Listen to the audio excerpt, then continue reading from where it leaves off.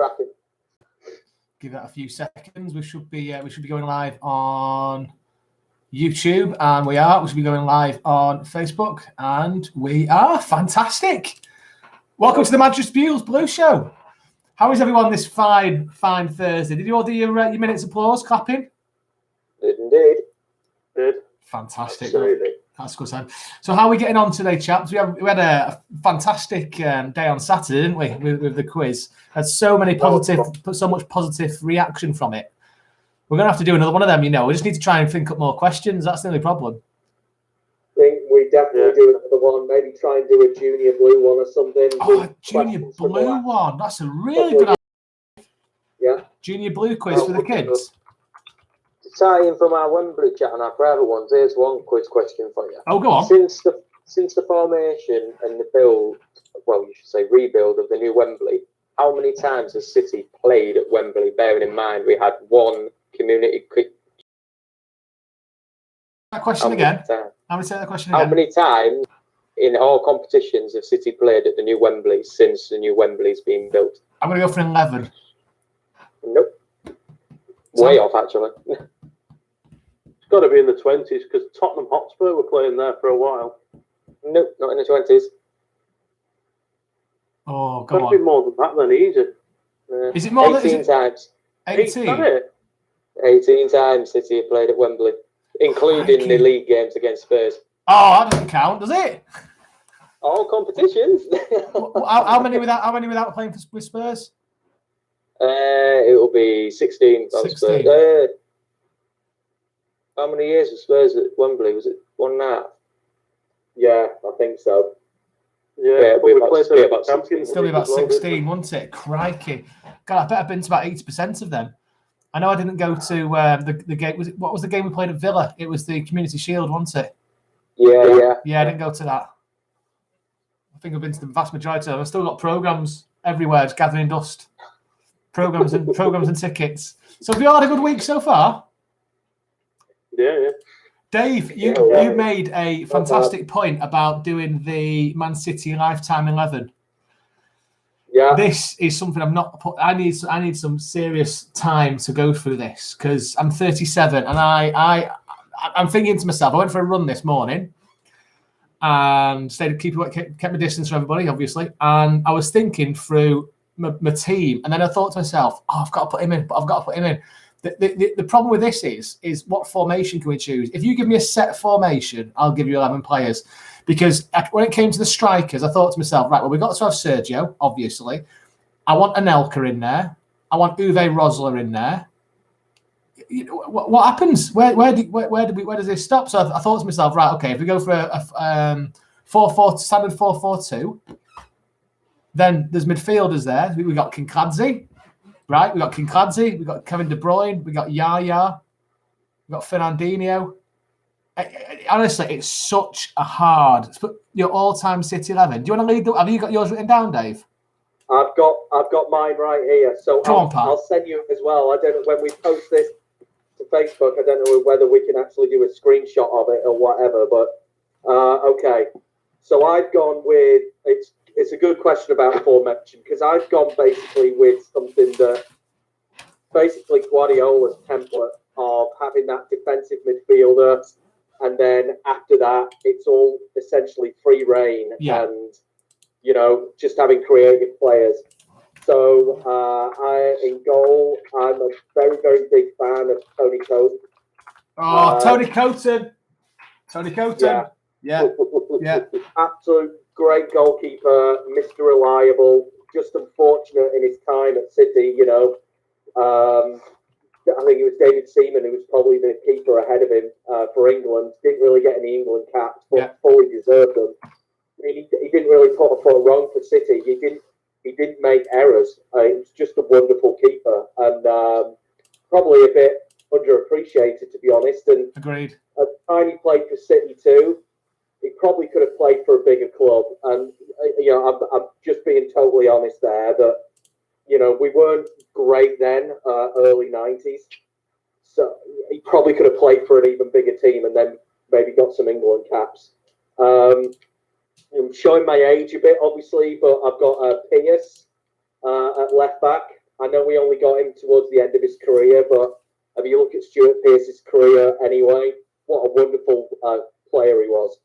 I've got Vincent Kompany, my first central defender, and then I've got Mr. Dave Watson. Dave Watson, nothing was getting past him. Yeah. Dave Watson, what a great player, you know. I was with us for about 4 years, but, you know, one of the best central defenders for England overall. I think he got 61 caps or something like that for England overall. And because I literally can't leave him out, and was going to be arguably City's greatest ever player, Paul Lake, I put at right back. Right back, yeah. I know again, not his preferred position, but you speak to anyone about Paul Lake, he was that good, he could play anywhere. You could put him in goal and he would have had a good game. That's how good he was. Such a shame that I've got Fernandinho, defensive midfielder, protecting that back four. I mean, you look at that back four as well. Stuart Pearce, Watson in particular, absolute hard nuts. You've got Fernandinho in there as well. Nothing's getting past them. Then I've gone for Silva and Kumplazi in my midfield, creative, and then I've put KDB in there as well in my midfield, but playing him a little bit further forward. And then my strike force is Sergio Aguero and the one and only George Weah, who again I know only played George Weah. Well, if you look at George Weah's career and how many goals he scored for some wonderful clubs, again I couldn't leave him out. I'm even leaving out Uwe Rosler, who is my favourite player of all time for City. But yeah, that team: Houghton, Pearce, Kompany, Watson, Lake, Fernandinho, Merlin, Kinky, De Bruyne, Aguero, and George Weah. I'm struggling here now. I'm struggling for goalkeeper because it's between. See, Joe Hart for me, he was a goalkeeper when we started to win things and got success. So I've got a lot of love for Joe Hart. Would Joe? I'm asking everyone here: would Joe Hart have been a better goalkeeper than Tony Coton? Yeah. Well, possibly, but here's the thing: Hart was prone to an error. Tony Coton never was, and that for me is the difference. That he wasn't just ridiculous saves that Coton was making. He was just reliable all the time. You could depend on him that he wasn't going to make stupid mistakes, and that's why I went for Coton. That's why I didn't really go for Everton or Hart, simply because they've gotten a mistake in them. I never see Tony Coton in the 5 years he was with us make a mistake. You're not going for Tony Coton have been able to cope with modern football though? Because he was quite an old-fashioned kind of goalkeeper in my mind, Tony Coton. Same like if you look at some of the greats like Bruce Grobbelaar, I can't imagine they'd managed to cope because the ball itself has changed so much over the years. I don't know whether he'd be able to cope with the unpredictability of that and the increased skill level as well that goes on these days. Just wonder what your opinion on that is. You know. I know what you mean by that, but I think to myself, I'm looking at our goalkeepers now. I'm going to get shot at here from all angles, but when we signed Peter Schmeichel, I was really happy because one, it was a bit of shithousery over United, which is always good at the best of times, but it was so good to watch him as a fan for once, rather than absolutely hating him. What a goalkeeper he was in his time. He must be in the top 5 all-time goalkeepers for the league, without question. He's in my top 11 for the City team. Is he really? Yeah, he's my first goal because I looked at it on their entire career, not just what they did at City. I mean, like Dave did with George Weah, that goal he scored against Milan, where he positioned himself on a defensive corner at the back of the box. And he just waited for it, took it in one stride, full length of pitch and scored. It's unbelievable. So I looked at what players have done, during the career, and Peter Schmeichel.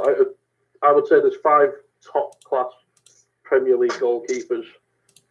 I'd say Joe Hart, Jääskeläinen, Given, Seaman, and Schmeichel, and I would put Schmeichel at the top of that list any day. What he did at United, he could score goals, he commanded an area. I mean, I know we've got a keeper now at City who scored goals for us. You know, Kyle Walker, he's done all right in there.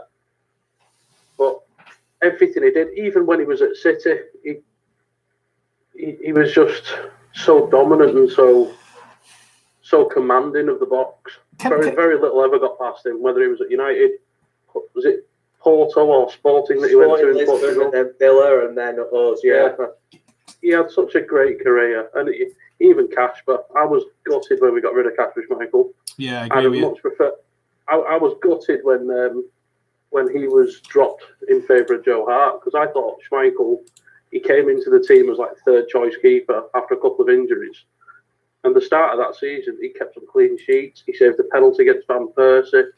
He was a real promising young talent, and then we sold him to Leicester, and he's now one of the best goalkeepers in the Premier League. I was gutted. Yeah. See, I'm struggling here. I'm putting my team together as I'm talking to you, and I've got 13 players. But where I'm struggling is, so my back four is a back three at the minute. So I need a left back, and all I can think of is Danny Tiatto. But there must be better left backs than Danny Tiatto, and I really want to put him in. So I've got Zabaleta, Vincent Kompany, and Distan, because Distan together would be, in their pomp, would be unbeatable, I think. Yeah, nice player. That's what I've got. Who's got that? Is that you, Steve? Have you got Distan? Go on. I've got Zaba, Kompany, Distan, Kolarov. Kolarov's a really good shout, actually. Yeah. His name's down. Yeah, Kolarov's a really. What about Clichy? I always preferred Kolarov over Clichy just because of how good he was going forward. Yeah, his set piece and crossing, was unreal. Steve, who have you got in goal? I say one man for me, mate. Edison. Yeah. Yeah, I know we've had great keepers, and I understand, but this guy has won everything apart from a Champions League. So I know Dave was saying he is prone to mistakes, but he also has saved our asses a lot of times as well. Hopefully. Obviously, for me, Steve, it's very, very close between those two. Yeah, that's what I mean. I think obviously he's probably one of the keepers I've seen the most, apart from probably Hart. But for me, he is a love child of mine, so I wouldn't have anyone ahead of it. I've gone for 4-2-3-1 in my formation. I've only jotted this down quickly. I haven't really sort of had a proper thought process. Got Fernandinho and De Jong in front of the defence. De Jong? Oh, De Jong. I love De Jong. I was the same way. I almost put in De Jong instead of Fernandinho because I just love De Jong. I think those two in front of that defender. I mean, especially De Jong, he went taking no shit from no one, was he? It's difficult because there's so many, and then the three in front I've got at the moment, I'm only jotting down. I've got Tevez, KDB, and Silva. Oh, David. Sorry, who was that? Tevez? Fucking hell, Tevez. Oh God, you make this even hard for me. Silva. And then, I love that. See, I really like Gota. So, but I've got. Stop it now, Steve. my mid. You've just added another name for my midfield. So at the minute, for my defence, I've got Kolarov, Clichy. I need to work out which one I like out of those two. Distan, Vincent Kompany, Zaba. I'm happy with those three. My midfield at the minute is, you've just added De Jong on there. So I've got Kinkadze, Yaya, Kevin De Bruyne, David Silva, Fernandinho, and De Jong. How do I get rid of two players like that?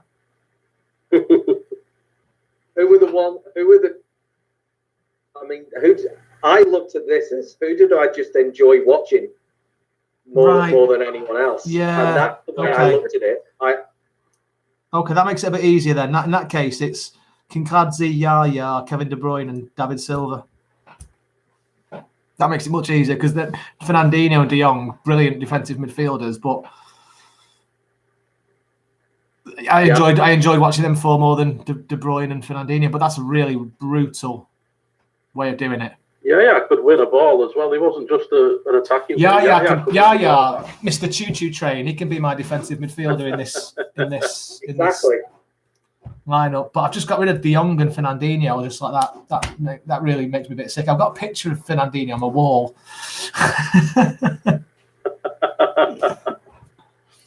What's he wearing? I really nothing but a cheeky smile. So right, let's move on to. So what's Dave? Remind me who's in your midfield.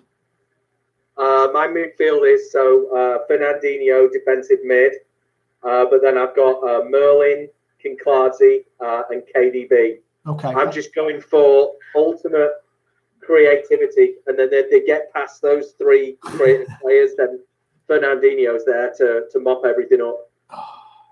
Dan Fielding, come on, pal. Who've you got? I've got two full teams. You've got Phil. No. So some of them have got the same team, but I can't decide which one I love more. Hear me out. My ultimate all-time favourite City team. And I've put Hayes in this. I haven't. I ain't got Dunk in there either. Don't worry. Mate, you come back to me in 5 years and he'll be in your team. Was the Dunk? What, for the League Two team or something like that? No, my all-time favourite. I've gone controversially for Edison. For me, it was a toss-up between him and Joe Hart, and even Shay Given was in there. Bearing in mind, I didn't start supporting City till 2004 onwards. My knowledge of the games around that time is very limited. So I've gone for Edison just to the whole way he plays football. Gone for Zabaleta, Vincent Kompany, and I did originally have Laporte because of how important he was, but I did change it to Distan. Yeah, that's interesting. Might help you a little bit, Tom. I've gone for Clichy, and it was a toss-up between him and Kolarov myself, but the only reason I went for Clichy is because he was more consistent over more period of games. He's more consistently defensive as well. Yeah, I'd rather him be, and obviously Kolarov was more offensive, wanted, but I think my team's got about 12 strikers at the minute, so I think we're good for attacking options. Yeah, do you know what? I'm going for Clichy. You made my mind up there, Dan. It just depends how you want your team to play, isn't it? I suppose. I think I went with attacking. I've always been one that I like my midfielders to be pretty much all attacking, and my defenders to be proper old traditional style defenders, you know. I think that's why I put 2 holding in there to kind of back me up a little bit. Like it just, I mean, just the thought of Distan and Kompany at the back. That's what I put. You see, you have some little terrier like Vardy try to get by them. Distan wasn't going to let someone like him by, would he? He would have ploughed him down. He wouldn't have a chance on goal. But my midfield, I've got Dino in holding. I've got David Silva more centrally but to the left, De Bruyne more centrally but to the right, and Toure pushed up further than both of them two, because I think Toure would have been more lethal being pushed right up the pitch just because the way he just charges. And I know we're getting onto that, but the FA Cup semi-final and final in 2011 proved that, you know, it's what he had in his locker. And I've gone for a front two of the 2 Argentinian maestros of Tevez and Aguero. That's my all-time favourite one. The other one, it's fighting against it, and I'm not sure you lot will agree with this, but I've gone for Joe Hart, Zabaleta, Kompany, Lescott, Clichy. Hang on, slow that again, mate. Start that again. My other one is Joe Hart, Zaba, Kompany, Lescott, Clichy, Nasri, David Silva, Aguero, Dzeko, De Jong, and Balotelli. Bloody hell. And do you want to know why? That's the team. That's the lineup for the FA semi-final. There we go.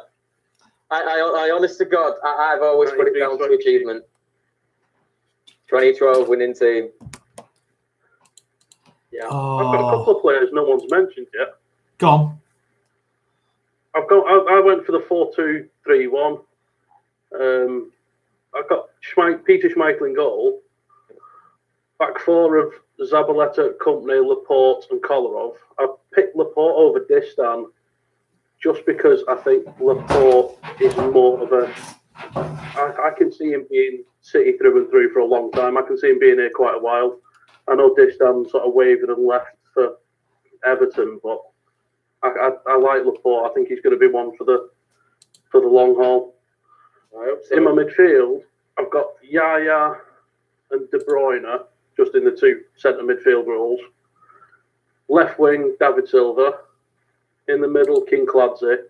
And on the right wing, I've got little Shawnee Wright Phillips.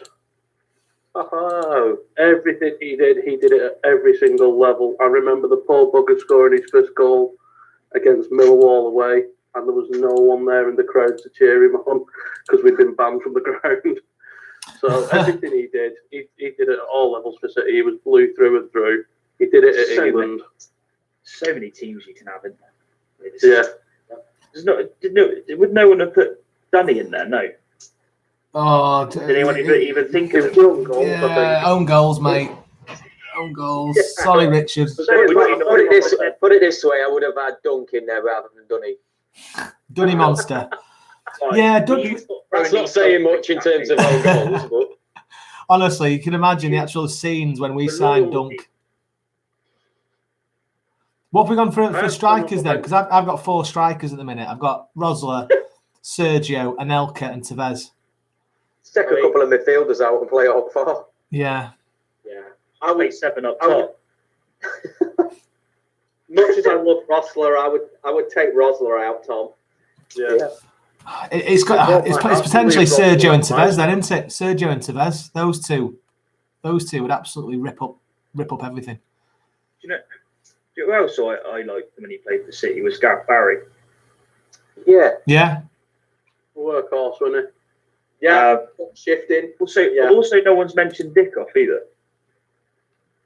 Oh, you see, no, well, the problem, the thing is though, you got like to Niall Quinn and stuff. I used to like watching Niall Quinn, but he's pissed me off in the last couple of years. So I've ruled him out. I'm sure he's devastated by that. He sort of drafted in Milner as well. There's several teams we could have. Can we all put our all-star? What we'll do is we'll put an all-star teams on the pages, and we'll see which gets the most likes. All right. Yeah. We go from there. Should we do that? One goalkeeper that no one's mentioned, by the way, which I'm actually surprised about. Ike Immel. Nicky Weaver. Nicky Weaver was a hell of a keeper. He really was. Like, he was playing first team for us at the age of 19. Yeah. Basically was, promoted against the Premier League, didn't it? Yeah. I mean, they thought he was going to be the next big thing. And I don't mean just City. I just mean generally in the football world.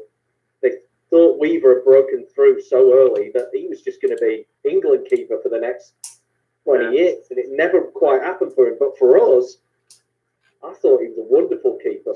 That's a really good shot. I think it was the drink culture at City that got to him, wasn't it? He got in with the wrong crowd. He ended up just becoming a bit of a piss artist. And he did. When he came back the second time round, he was so overweight when he played for us again in the Premier League. He wasn't the athletic cartwheeling keeper we had getting us promoted from our the lowest point. He just looked like someone we'd pulled in from the pub on a Friday night and said, right, there's the clubs, you're in goal tomorrow. Yeah. And it's a shame because I knew someone who actually used to go to the same childminder as him, and he apparently early in his career he was a striker. But I grew up and he was my hero. He was the first goalkeeper shirt I had was the green Kappa one. And I had the number 1. I had blonde hair, I thought I was Weaver. Being 10-year-old. That was me. But, very no one's mentioned Seaman either. I've got Seaman as my bench keeper. Yeah, I think we need to do bench. I think doing the full 11 plus a bench. I think we need to draw a line under this somewhere, don't we?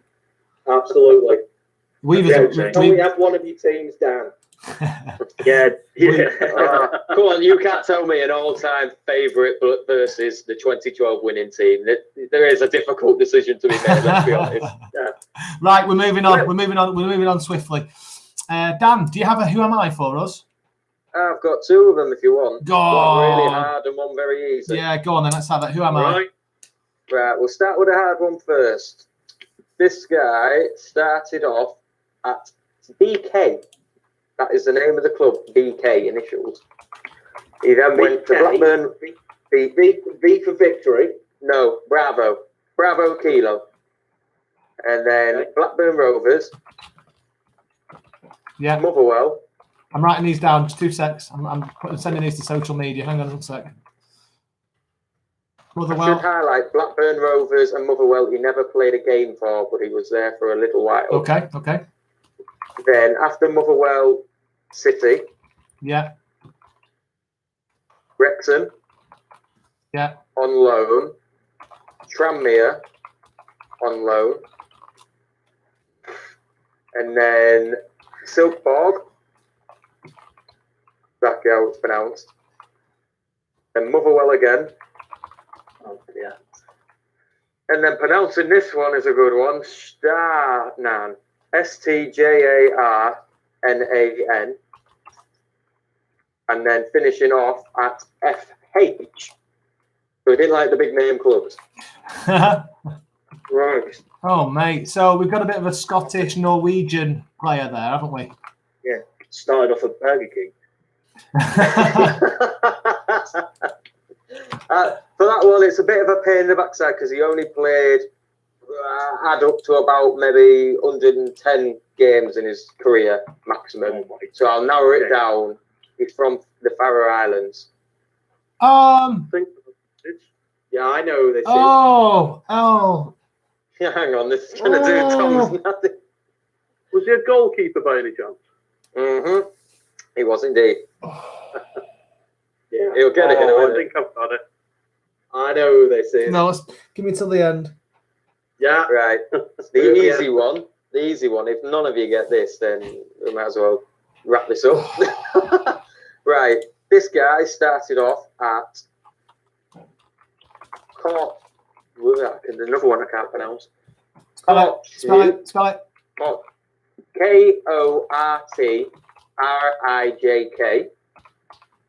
Jesus Christ, right. Then Mouscron. Mouscron.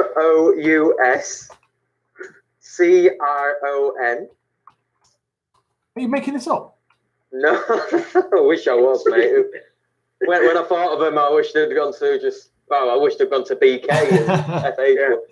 Then after Mouscron, then Standard Liège, however you pronounce it.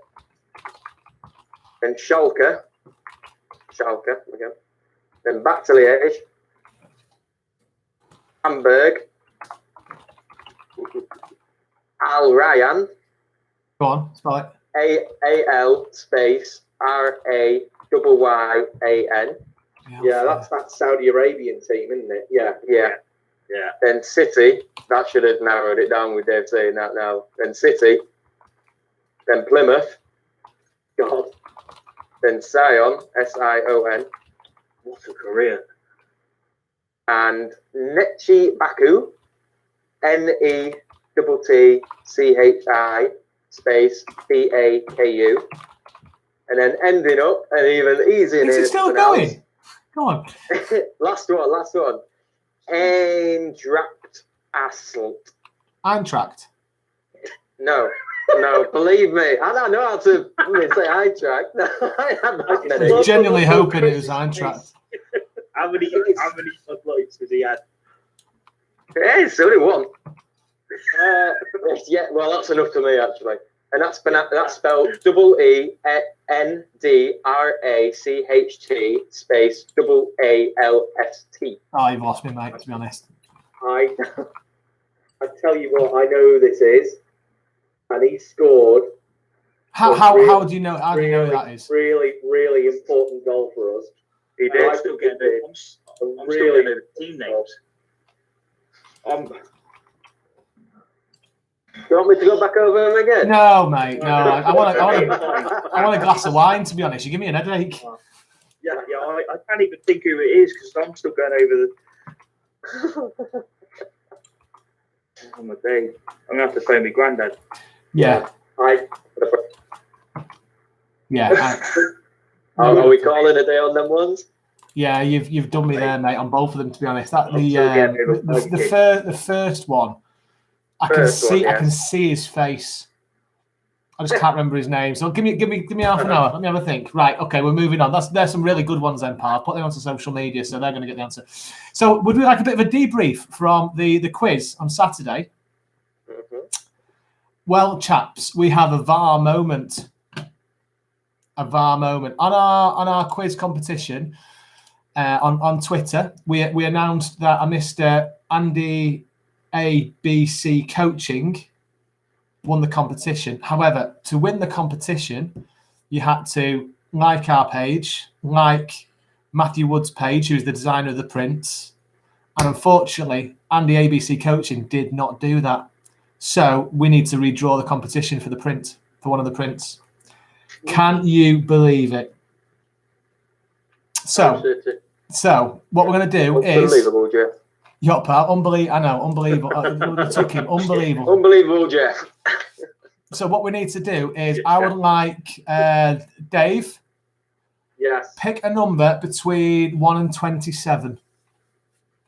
2. God, I love you. And that is at Alex8123_. He loves dogs and MCFC. So there you go, Alex. If you're listening, probably not. I bet you're not. As long as you've liked all the pages and done everything, all the rules, you're going to win a nice print. So I'll get in touch with you on Twitter shortly, and we'll go from there. Now, we were giving away a retro shirt. Are we ready to do that now? Are you up for that? Absolutely. So what we did was we took in all the retweets from people. We took in all the retweets off Facebook, all the way off Twitter, and we give an extra couple of points to people that took part in the competition and took part in the competition and give us scores. I've done the draw, and the shirt of choice is going to Mr. Neil Jebb. So well done, Neil. We'll get in touch with you. We'll be able to get you one of the retro shirts sent out to you. If you're watching this, Neil, if you drop us a message on Facebook, we'll with your address and all your contact details, we'll get one sent out to you. I'm not too sure when it'll be sent out, obviously, with what's going on in the world at the moment with deliveries, but I seem to be getting stuff from Amazon, so it shouldn't take too long for you to get it through. So yeah, well done to Neil. That's all the prize is done, as long as my mate over here, number 2, is liking the other page as well. We shouldn't be back on here. So yeah, I'm glad that's all done and dusted. Right. Has anyone seen any news and gossip you want to talk about before we jump into the semi-final game? Did you see the one I posted on the page the other day about Deo Upamecano? No, please do. Please tell me. Yes. If you've seen on the Facebook, I've been doing a bit of a feed about analysing the positions we've got in the team and where we could strengthen, where we don't need to, etc. I had mentioned I think we should look at signing Deo from Leipzig, and then the same day it was Sky Sports announced that apparently City and United are looking to activate his release clause. He's approaching the last year of his contract, and he has a £52.5 million release clause. There was no mention of Barcelona or Real Madrid, which I'm not surprised, because if you look at their centre-backs that they've already got, they're just swamped with talent. So if Sky Sports sources are to be believed, it's between us and the Rags. I can't understand why he'd not want to come to City. He's a young French lad playing alongside Laporte. Both of them will want to get into the French squad and impress. I think they will be a tremendous partnership. He's a big player. He's a bit of a, he's a solid, tough lad. Good with his feet. Nice. Good with his head. Don't know what you guys think. He's not a dunk. He's not quite that good. Oh, you've lost Steve straight away then. I'm glad you didn't say Diaz then. Jeez, I'm still in. Right. Yeah, it sounds good from what you're saying, Paul. Now, isn't it? He sounds good from what you're saying, pal. Dave, was this the one that I messaged you about the other day when you wanted my opinion? Yeah, I was. I mean, and Chris is right that I've read that Real and Barca might have an interest in him, but I think City's and United's interest is maybe more more concrete right now. I was just making the point, as I have done for many, many months now on our podcast, that should Barcelona or Real Madrid want this kind of talent, he's being touted as one of the best central defenders, in his age group right now. He's going to go places. And unfortunately, we're still at the stage where if Barca or Real show their interest, and then the player knows that, unfortunately, that these professional players are always going to want to play for Real or Barca. They're not going to want to play for City, unfortunately, and I wish that wasn't the case. But we're still not quite there yet of the very best talent in the world wanting to come and play for City. What the draw is right now, in my opinion, for City is players wanting to play under Guardiola. And I posed the question the other day that if we don't get one of the highest caliber managers in when Pep leaves, what's going to be the draw for coming to play for Manchester City? And it's just a question. So yeah, Steve, that's what you and I were talking about independently the other day, and you were saying kind of the same thing, really. That are we going to get Upamenko coming to play for City? I was going to put it in the chat, guys. Obviously, I think because we was on about something else, I think that was flying through, and I think it probably would have got missed anyway. I basically just said what they, but then you flip it on that. I think we do have one of the best central defenders coming up in Garcia. So I think we kind of use that. But I think what I've heard is Diaz is really, really heavily linked. I do have, like I said, I have a few mates, and they have a lot to do with football. Obviously, I can't say too much, but Diaz is very heavily linked. But on the flip side, I think we need to keep an eye out for Garcia. And that's probably about it, really. That's all that I've heard from that side. So, Martinez as a striker is a no-no. Oh, by the way, table flip. He doesn't. I think so, or he's going to stay with Milan because he doesn't like English football. I think he'll just. Basically, yeah. He doesn't want to get taken out left, right, and centre because obviously, like in the Italian league, if you get poked in the back and fall over, you get a foul. So that difference of where you've got big centre halves like Tarkowski and all that lot of Burnley, they're just going to kick chickens out of you. Do you know what? If that's his attitude, don't want him. That's that. I heard that from a mate, and then it got touted on social media that he wasn't going to come. And then it's just that I think Diaz is actually the main one as well. So are we all in agreement here? Because we've done a lot of chat about this on our little private messaging, that we're only going to bring in a new central defender if we sell one or more of what we already have, i.e. Otamendi or Stones. Like, is it going to be we sell Stones, so we bring in Diaz, or we sell Otamendi, we bring in Upamenko or whatever it might be? Yeah. Think it's going to be that, or do you think it's going to be more we're just actually going to bring another one in and not leave anyone we already have? I think you have a lot to do with the wages, the wage structure. The thing with Pep is he won't pay over the odds for wages. I think that's what we find, which I love. I like that. Yeah. I don't want these players coming in. I think that's what we was on about. I think with Paul Pogba, I think me and Dan were having a conversation about that when we Dan in the we're having a bit of a disagreement about what. I just think like if you have someone come in at that caliber, he's going to want the most money, and then you're going to have the likes of KDB and all that lot thinking, well, hang on a minute, I'm a better player than you. Why am I not on more money? And I think it just escalates down the team. Aguero will be like, well, hang on, even if I'm here for another 2 years, I want to be on. Yes, it's never going to happen, is it? I don't. No, they're never going to. So. See, Lewis Dunk come for 27 grand a week, guys. Love it.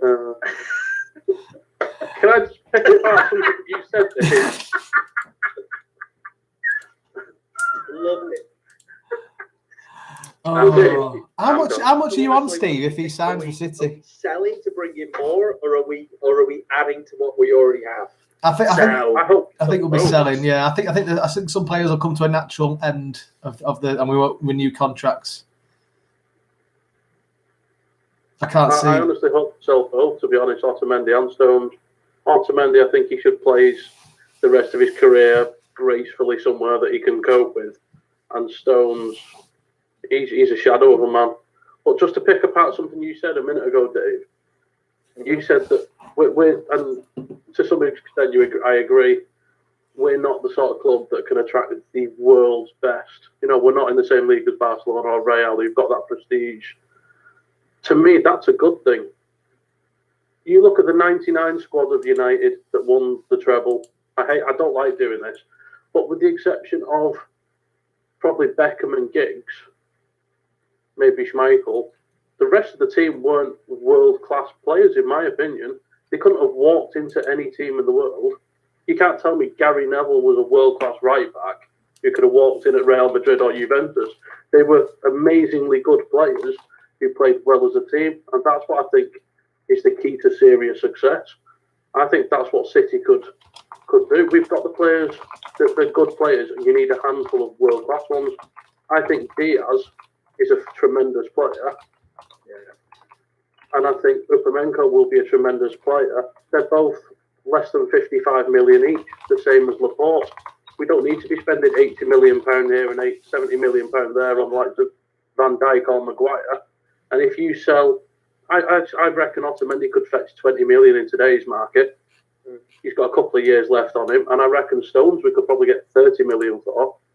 If you sell those two, that's 50 million. You can bring Diaz and Upamenko for about 50 odd million between the two of them after you've sold players.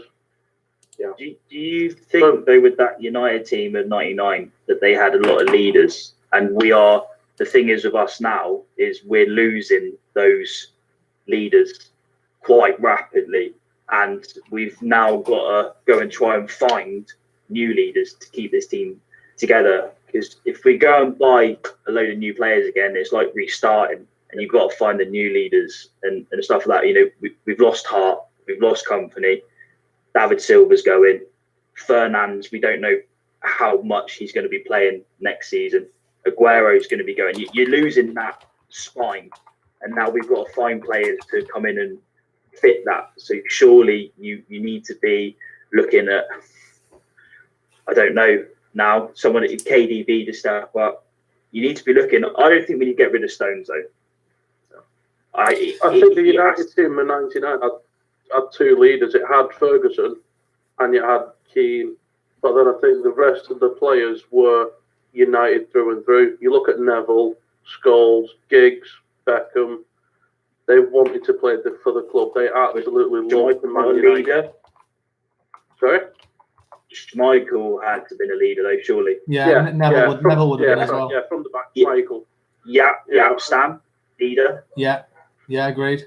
Brilliant player. He would have got into any team. Stam. I don't think Scholes was a quiet player by any means of the imagination. I think they had KDB is particularly a leader. I think he's like Scholes was. I think you don't need to give him the armband. I think he's one of them. He'll pick players apart regardless of whether he's a captain. I don't think he needs to be the captain. With these guys leaving now, who are you putting the armband on now? Someone name me one player in that team that is on the current squad that we've got. Leader. I'd have Laporte. On the current squad that we've got, and not including anyone we might buy, I would say Laporte, with a mind to it, either being him full time or possibly looking at Garcia. Because even Taylor Howard-Bellis, he's captained England already. He's never going to captain City, mate. Mate, you got to be looking here of like, you know, we have nowhere near a captain of Company. That's what you're looking at now. Laporte, you look at his injuries. Laporte injuries. Do you want a captain that is? Well, Vinny's had a fair few injuries, though, mate. But what was he like off the pitch, though?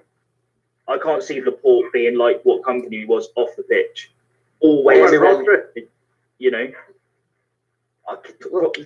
too quiet. We have no one. Yeah. I think the thing is with this is the players that decide who the captain is, isn't it? So if you're a player in that dressing room, who are pick 3 senior players. Steve, pick 3 senior players that you'd have as captain. That we've got right now. Right now, who are the top 3 senior players? You got Kevin De Bruyne, you got Fernandinho, Aguero. Yeah, and Fernandinho. Yeah. So it's between Sergio's never going to get the armband. It's going to be between Fernandinho and Kevin De Bruyne for next season, isn't it? Is Fernandinho finished this season or next season? Next season. So next year, Fernandinho will be captain for City next year. No. In my opinion. I just think we just don't have that. You look at the captains of other teams, and I think we just don't have anyone like it. Yeah, we don't have leaders across the board either, do we? We don't have a leader in goal. We don't have a leader in defence. Don't have a leader in. No. Yeah. I think it comes down. I think we need. Well, I don't know. I really don't know. There's no really good English leaders, is there, that you can come in and get. I think that's where it stems from. Maybe it's just age is the problem. We have quite a young squad. Apart from the likes of Fernandinho and Aguero, they are quite a young squad. And I remember when Company joined City, I'd have never looked at him and thought he's future captain. No, because we had this done and done. But, you know, I really did. Yeah, he was a good player, but I think since he got the armband, he matured overnight, and he became the legend that he is. I think there's a couple of City could do that. But then he came in and we had big, strong leaders in the team. You know, when Company was around, he was really only the main leader, wasn't he? You know, now I don't think we have anyone to lead that team. Company came in, we had 2, 3, 4 players that were leaders. You know, now, and then Company was the main leader. That's why I think, you know, even when he was injured, and I understand why Dan said that, but he was still, you could still hear him in those changing rooms and off the pitch. And the thing with Company is, though, you've got to think he is, football aside, a one-off type era player. I can't remember a player for any club in the past decade that has done the things off the pitch that Company has done. I don't think it's so much that he's just a leader for a football club. I think it's the whole reminiscence of the club look up to him as the human that everyone wants to be. And I think even if he was to stay on for another 5 years, say, or even just the background stuff, if we were to get the next Vincent Company captain style player, we'd always still look to Vinny as the main leader because it's just the type of person he is. I think now Vinny's left, no matter who comes in, we're never going to look at it for the next 5-6 years at least that he is the captain that we want unless he steps up to the style Vinny does. And I don't think any other player will. No. Yeah. No, I totally agree. But I think now, like, you got a captain has to deal with the likes of Benjamin Mendy and all that, who like to have a little bit of a piss around and things like that, you know. So there's a little bit more because we have got a younger squad. You need to keep them in. You need to keep them in check, and I think that comes down to, I think no one pissed around when Vinny was around. You know, but we had him, we had Zabaleta, who was also, you know, very well respected. So it's a really difficult one who's going to be it next season. Yeah. You could argue, though, that they don't really, I mean, you were saying nobody pissed around when Vinny was there. Look at the antics Balotelli got up to, throwing darts at youth players, and Mika Richards was known for being a proper comedian. But I've heard recently a couple of times, the modern captain is just the man who says heads or tails. Yeah. I honestly don't think Pep Guardiola is going to let anyone dick around or, you know, be an arsehole in the dressing room. I think he's the serious top whack. So if we have to hang fire for the next 4 or 5 years and just settle with a coin toss bloke until we can establish something, like if Diaz comes in, Right, lads. Let's start looking to wrap this up now, lads. Let's start looking to wrap this up now. I think from the I think the long and short of it is it's either going to be Fernandinho or De Bruyne. I think the likelihood of De Bruyne's very high on the list, but also with Fernandinho in his last year being one of the senior players, I think he's got to be up there as well. I think we could talk about this all night, couldn't we? But we've got something else to move on to, haven't we? Is everyone happy with that? Yeah. Fabulous. Cool. Right. So today being a celebration from the City victory over United in the semi-final at Wembley. Did any of you guys go to that? Yes. What a day! What a day! It's one of the only semi-finals. One of the only times I've been to Wembley when I've been absolutely.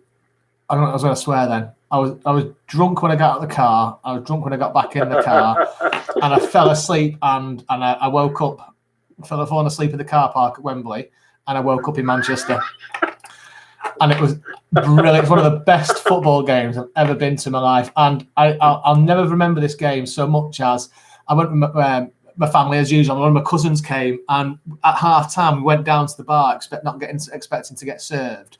And it was an open, and the bar was free. It's ready to go in. So we bought 5 pints. So me and my cousin, we drank 5 pints each. Bear in mind, we were already drunk beforehand. I missed the first 5 minutes of the second half. I turned round only to see Yaya Toure running through on goal and scoring. Honestly, it was and after that, I don't remember much. It was absolutely hilarious. But let's talk about the game, shall we? Has everyone had managed to have a look at the highlights from the game? Yeah. Can I just mention before we start on the game? Please do. There's 2 points. I thought I was drunk when I got to the ground. I hadn't had a drink all day, but I'm not joking. I was literally on the back row, right at the top. And I remember my seat number was 269. And I'm going along, and it's like we had 2 tickets, 269 and 270. So it's like 267, 268, 269, 268. There was 2 bloody seat numbers with the exact same number. And I thought, this is the home of English football. They can't even get the seats right. The one thing I'll always remember from that day. And how drunk were you? I'd not had anything. I couldn't afford the drinks down there. It was like £9 just for a I know. I kick myself to this day. I spent about 25 quid on a round for myself. It was ridiculous. And at the time, I was still trying to scrimp and save for my season ticket the following season, which I said at the weekend I missed out on. But I'll never forget, as the teams came out, just seeing all that. I think it was like 35,000 City fans, wasn't there, that we took that Poznan. At the start. My God. I thought the arch was going to cave in. Oh, it's phenomenal, wasn't it? Phenomenal. I'm going to play some highlights here just to remind myself. I watched it before. We've got 5 minutes worth of highlights here on the FA Cup, the Eon website. And as soon as the teams are coming out, you see Vincent Kompany doing his usual jump in the air. The Poznan is absolutely rocking the end. It's absolutely phenomenal. But we need to remember how lucky we were not to be a goal or 2 down in the first couple of minutes, because Berbatov and Joe Hart, Joe Hart makes this save when Berbatov, he has 2 opportunities, doesn't he, Berbatov, in the first couple of minutes. And honestly, how we didn't score those chances. Because Berbatov was a fantastic striker, wasn't he? What a touch and a finish. Yeah. But when Nani crossed that second ball in and Berbatov slided in, I'm thinking, I looked at my dad, I was like, I can't believe he's not scored that. I genuinely can't believe he's not scored that. Yeah. See, that's the thing I remember the game from. It was a game of absolute great saves. There were 3 world-class saves there, 2 by Hart and 1 by Van der Sar. And it was it wasn't an end-to-end game, but the play and the shots that were taken were out of this world. And the saves highlighted again how good it was. That's one of the main things I remember it by. Absolutely. And it's funny watching this game back and watching David Silva with pace. I forgot he had pace and hair. Yeah, bless him. He's got his hair back now, hasn't he? But yeah, but it's funny to watch into it, and it makes me, because Paul Scholes, what a brilliant player Paul Scholes was. He could pass around us without even looking. But he just seemed to. Everything just went for us. I think that day. I think I'm always nervous watching City, but look at David Silva now. Crikey, he was quick, wasn't he?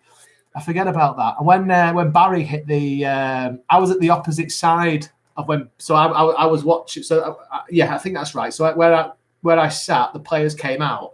So I was watching the United United on my right-hand side, and Barry hit the side netting, and I thought it had gone in. I don't know. Do you remember that when he sort of turned John O'Shea, which is you what, mate? It was really close. I mean, keeper had it covered, but I know what you mean. From where we were sat, the side net had rattled. Yeah, it literally went just one side of the post. And all the was that the one where he was facing away from the goal, swung round and hit it with his left? That's right. Yeah. One on his volley, half volley. Yeah, when Balotelli miscontrolled it as the cross came in from David Silva. Unbelievable. Is it? Lescott's fault was good as well. The unmarked, and he just it was the proper John Smith Avett. He was only about 9 yards out, and I mean, he kind of reminded me a bit of David James again. You know, when he went up front and he went for the shot. Yes, and it was that kind of. Was it a half volley? Was it a volley? Wasn't it? Because we had the.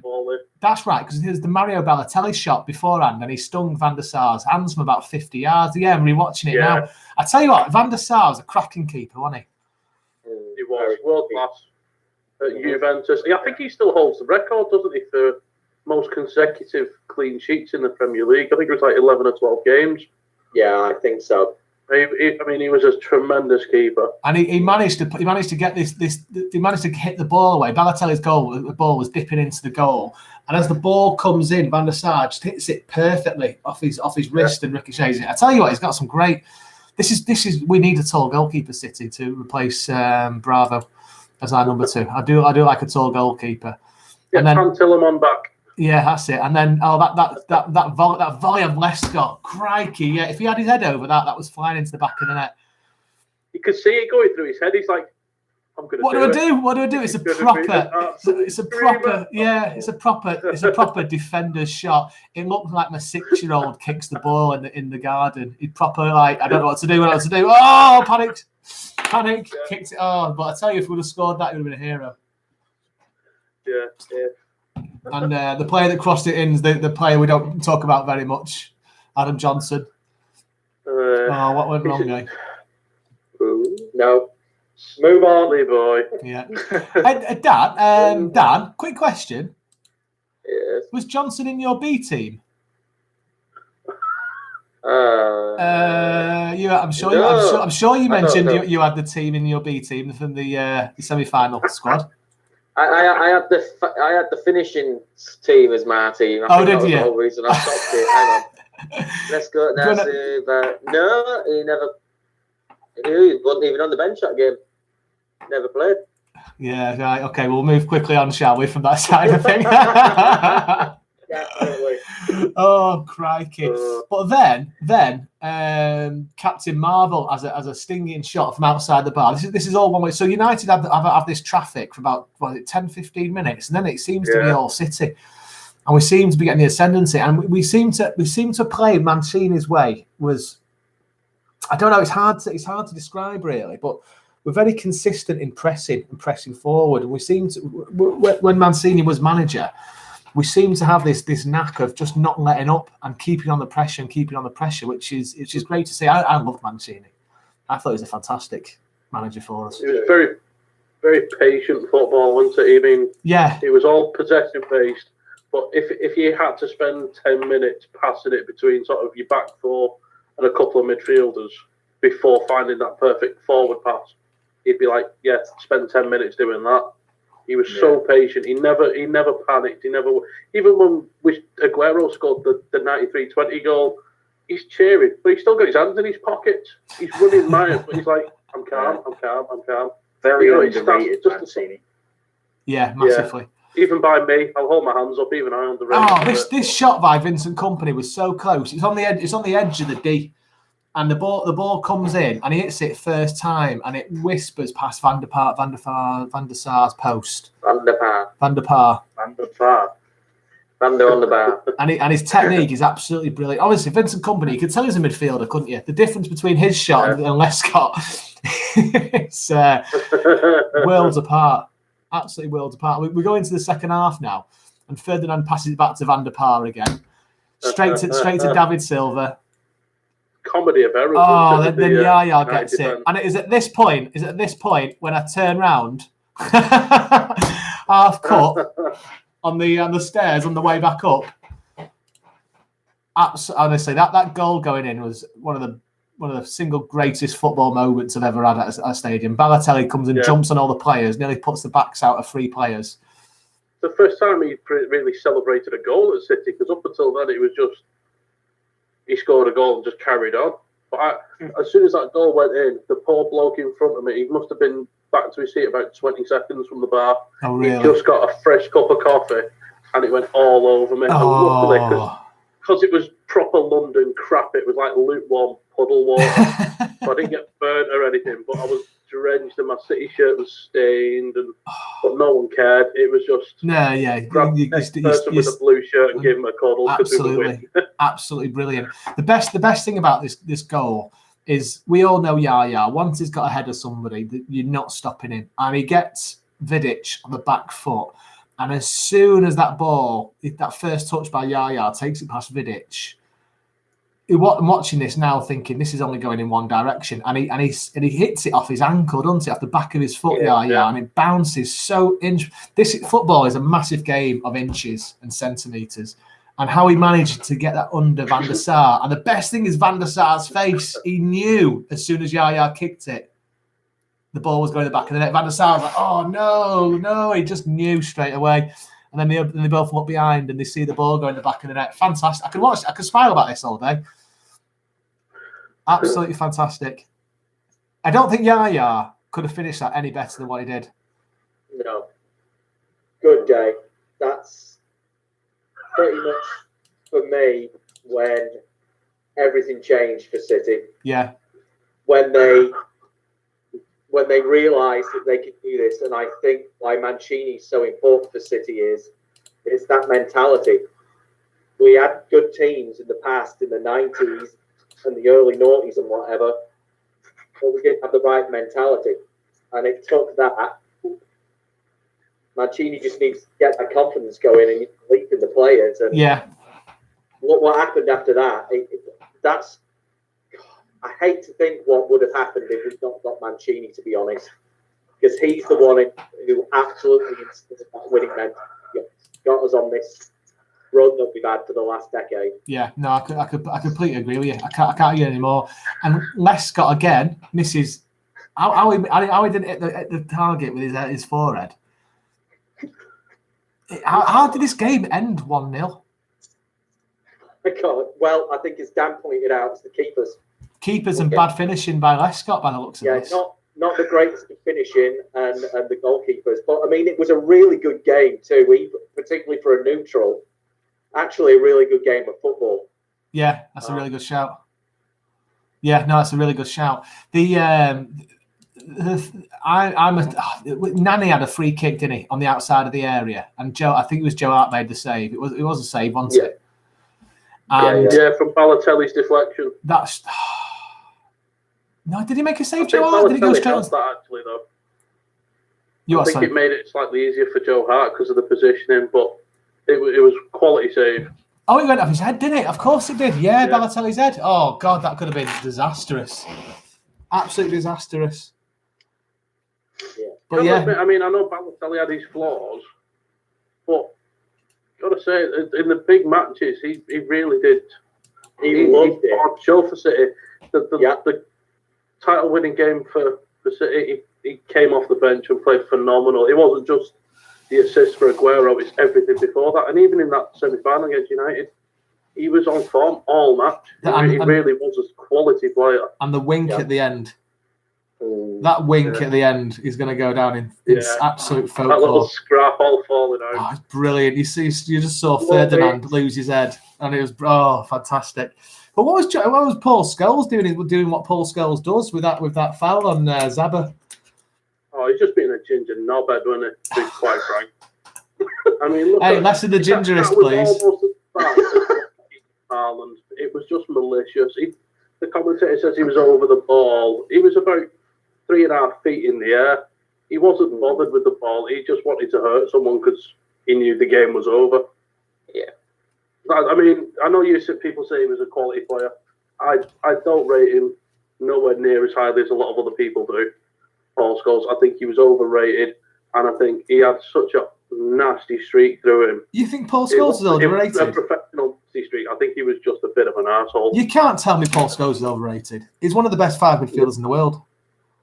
No. If again, 99 squad, he wouldn't have been able to walk into Real Madrid when you have the likes of Davids and Zinedine Zidane ruling the midfield.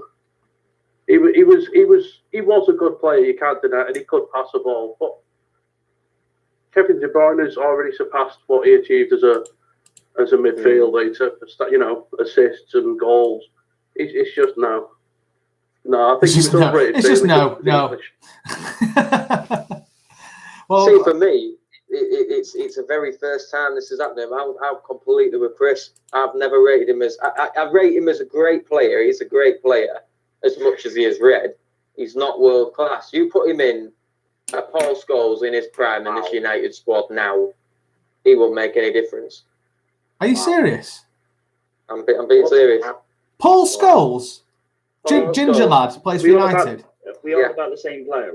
Paul Scholes is Lewis Dunk, don't worry, we're all about Paul Scholes. Paul Scholes is one of the best midfielders that England have ever produced. You could take the Nick Abbey for Lewis Dunk, but Scholes, not a that's wrong. That's great someone player. No, great player, really, really good player in his prime, but not world class as people make out. He could walk into any team. Any. Not even in the 90s. If he'd have left United, I said he couldn't have just gone into Juventus when they had the likes of Seedorf playing there. And look at the world class players from like the France '98 and that era. You had some quality like was it Baggio? You had Seedorf, Zidane. That's all attacking midfielders, though. He was a central midfielder, proper central midfielder, not attacking. They didn't have attacking midfield. It was 4-4-2 in those days. Yeah. But he couldn't have walked into Barcelona or. Chris, can I just stop you there for just 2 minutes, right? What we're going to do is we're going to do another pod about players that haven't played for City who we thought were good, and we'll have a moment on Paul Scholes. But I just want to take. Have you ever heard of a lad called Luis Figo? We know Luis Figo, don't we? Luis Figo said, "I'm starstruck when I see Paul Scholes because you never see him on the pitch. You can't catch him." Zinedine Zidane, we know Zinedine Zidane, don't we?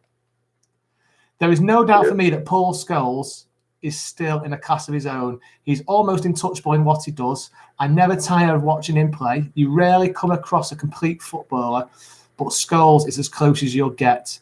One of my regrets is that the opportunity to play alongside him has never presented itself in my career. If you and Dan are going to sit there and tell me Paul Scholes is underrated, I've genuinely overrated.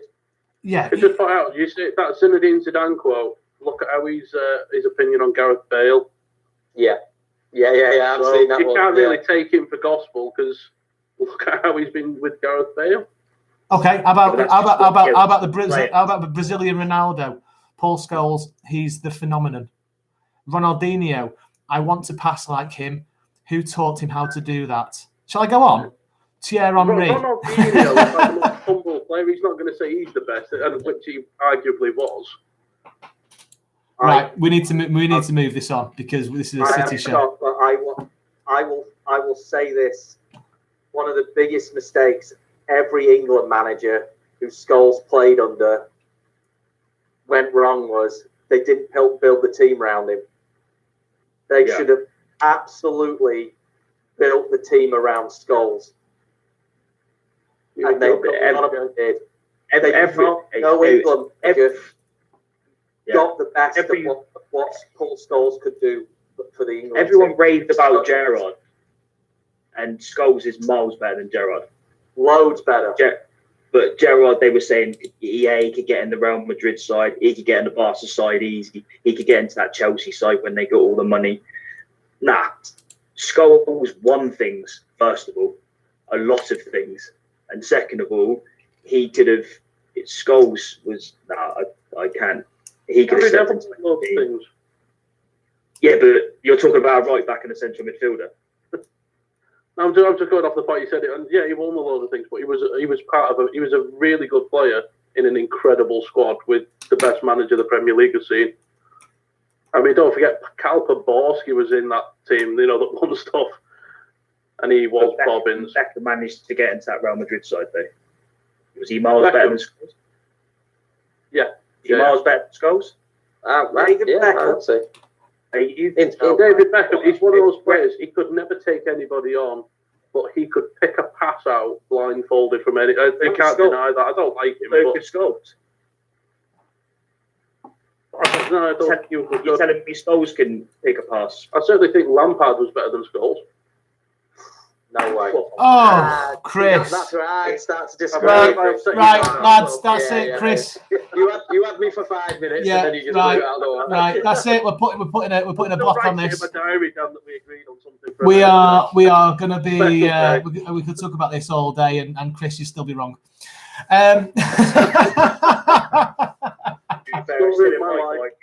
It's still in my diary when Dan agreed with me. So far. Oh, amazing! I love it. Let's get together. To go before you meet Dave's target. Right, lads. I think we can all say that, as Dave rightly said, that moment from the semi-final has escalated City to where we are now, and coming on to players that. We're talking about Paul Scholes a lot and how he's done for United. I firmly believe Phil Foden will be our Paul Scholes. I firmly believe that when Phil Foden fully reaches potential, we will be building a team around Phil Foden, like we've done with some of the players that we've had. And I hope England see the same as well. And I'd like to think Gareth Southgate will be seeing that. And I'm just really looking forward to watching Phil Foden in an England shirt. I think it's around Garcia as well. Garcia, let's get Garcia in that starting lineup. Why not? I mean, I don't think I don't think we're going to see it this season, are we? For obvious reasons. No, but I think if we can build that's like a little spine there and then, isn't it? The Garcia, then Foden, and just sort of build from that. Yeah, no, absolutely. For me, that's our very, very long-term captain. You've heard me say before with Foden. I think if we play this right, he's going to be our Steven Gerrard. I sincerely believe that. We need a captain for the next 2 to 3 years, someone who can come in, bed Foden into a starting spot, be our best player. Then I think Foden really should be our captain, and he should be captain for the next 10, 15 years. He's got everything to be the best captain. He's played for England at every level. Won the World Cup under 17s. He's already got a ton of medals, so he's going to have the respect of all these younger players who are coming up anyway that he already does. I would relish Foden being captain by the age of 22, 23 for City. I think that was going to make it. I was literally just about to ask if any of you thought he could make future captain at City. Because I totally echo everything you've just said. He's through, and that's what you need. Yeah, I was just about to say that. To Dan's point, that we'll get to almost a Vincent Kompany. Vincent Kompany loves Manchester to a degree so much, not just because of the club. He's married to a Manc. His kids are Mancs. He loves Manchester. Well, we've already got that with Foden. He's from Manchester. He's from Stockport, so he's already got that in his locker. He already knows what it means for this club already. I just think he's going to make a phenomenal captain for us one day. Yeah, absolutely. Listen, lads, we'll call this a night. Dave, I love your suggestion. Who am I? Say again? Who am I? Who am I? Thank you very much. Oh, yeah. Very good point. Right, so give us you don't need to give us the teams again, because... No. Are you sure I can run through them really quick for you? Please. No, but I've got the first one, I think. The first one? Ooh. Goalkeeper. Yeah. Now the reason I got this is was he not in the squad when City went over to the Faroe Islands to play like a European game? There's something about it was Gunnarsson, wasn't it? Gunnarsson. That's the one. Gunnar Nielsen. Gunnar Nielsen. That's the one. Yeah. Was he not in the squad? Or something like that? Played, what was that team? It was weird because I know the City fans who went really struggled because the only people who could fly to the Faroe Islands had had to have special training and had already landed at the airport. So it was really hard to get there. It was really weird, and you were playing like on a trailer farmers and professional kite flyers and stuff. You know. Right, and the second one, Dan, you stumped me a little bit. Oh, you're joking? That one could have been easier. No, stumped me. Go on, Dave. I think it's Emil Mapenza. Good shout. Oh, scored. Did he score a winner against United? So we were begging for points, and we went to St James's Park and beat Newcastle, and Penza got the goal, and it was a good goal, but everyone was more shocked that we'd gone to a difficult ground and got the points because God, we needed them. That's why I was saying before he scored a really, really important goal for City and got us those 3 points because we were struggling that season. Was that under Pierce? Yeah. That when we had our really crap home season with scoring goals? Yeah. Samaras and Karadi. The best front two we've had in the past 20 years. Come on. Samaras. Yeah. Brilliant, lads. Brilliant. Dave, we'll do a junior blue quiz. We'll put something together. We'll do that. Should we do that in there? Should we get some questions together from the last couple of seasons then, to make that a bit more easier? The best thing is I have got a 14-year-old son who doesn't have school for 5 months, and I'll get him to put something together for us. Right, I'll get my 6-year-old kid that's got absolutely no idea about City to come on as well. That should be a laugh and a giggle. Perfect. You will be a City fan. And also as well, get Manchester on for that episode. Get Manchester. Hey, let's try. Why not? Why not? You can't be doing much else, can he? What I want to do as well in the future is do a David Silva appreciation show. I think that'd go down really, really well. I'm sure you guys would be up for something like that as well, wouldn't you? Like his best or best passes or something along those lines. We still should make that like a black tie event and do like a proper awards for that, because he has been a tremendous player. I'm up for that. I don't think you could give him enough. I'm up for that. And do you know what? We'll do that. I'll buy a trophy and I'll send it to him. Done. Yeah. The Manchester's Blue Award. Are we still doing rewind games or not? Yeah. We'll do some in the future. Yeah. Have you got one in mind? I would like the Leicester game where Company scored. Done. Yeah. What we'll do that. We'll do that next Thursday. Next Thursday. Yeah, it literally just came. I thought as we was on about him, I just thought, you know what, maybe appreciate him as well and have a look back at that game, because that really turned the season for us, didn't it? Yeah, no, that's great for me. We'll do that next Thursday. Great shout, that pal. But is anyone not saying the Brighton game, Steve? Well, but you can have a look at Dave. I can't talk about the other team that much, can I? I will want to. Their defence was bloody awful. You still can't score, man. Right, anyway. Right, on that note, lads, lovely to talk to you again. We'll see you very soon. Have a good night. All right. All the best. Cheers, Blues. Stay safe. Stay safe, boys. Cheers, boys. Cheers. Bye.